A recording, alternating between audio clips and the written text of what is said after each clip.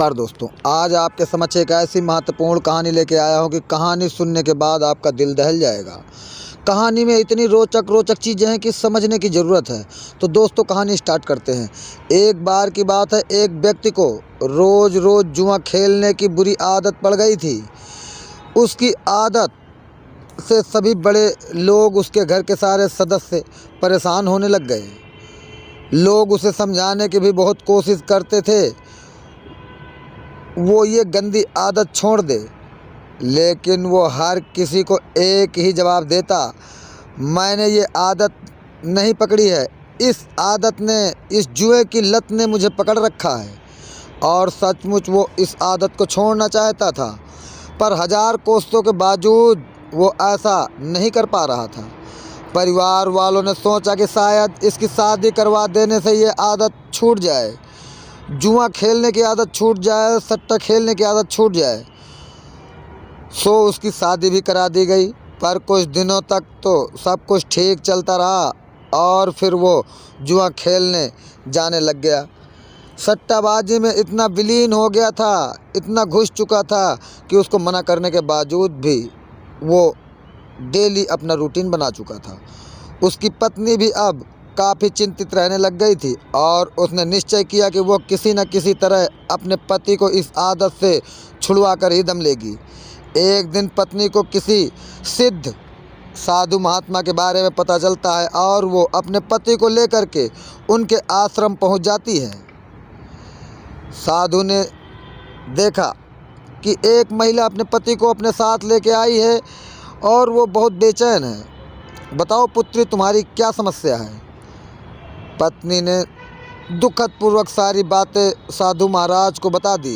साधु महाराज उनकी बातें सुनकर समस्या को जड़ से समझ चुके थे, और समाधान के लिए उन्होंने पत्नी को अगले दिन आने के लिए कहा। अगला दिन किसी तरह बीत जाता है। अगले दिन वो आश्रम पहुँचे तो उन्होंने देखा कि साधु महाराज एक पेड़ को पकड़े हुए खड़े हैं। उन्होंने साधु से पूछा कि आप ये क्या कर रहे हैं, और इस पेड़ को इस तरह से क्यों पकड़े हुए हैं? साधु महाराज ने कहा, आप लोग जाइए और कल आइएगा, आज मैं बिजी हूँ, देख नहीं रहे हो कि इस पेड़ ने मुझे पकड़ रखा है। फिर तीसरे दिन भी पत्नी पहुँचे तो देखा कि फिर साधु महाराज पेड़ को पकड़े हुए खड़े हैं। उन्होंने जिज्ञासावश आखिर अंत में पूछ ही लिया, महाराज आप ये क्या कर रहे हैं?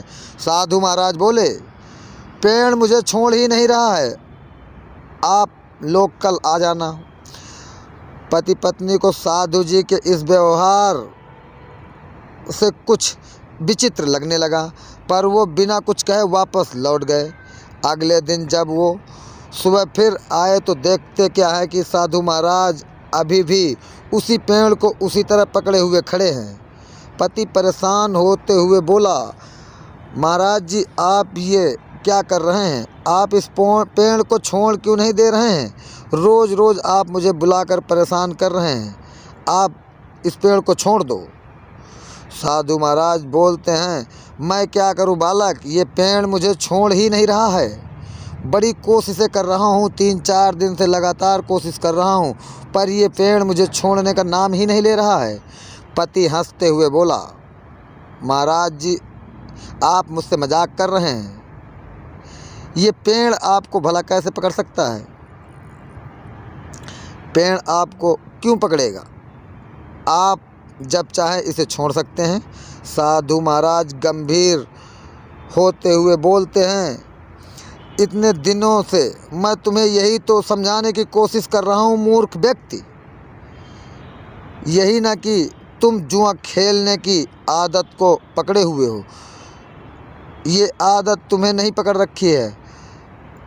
पति को अपनी गलती पर महाराज जी के बताए हुए शब्दों को सुन करके अपनी गलती पर एहसास हो चुका था।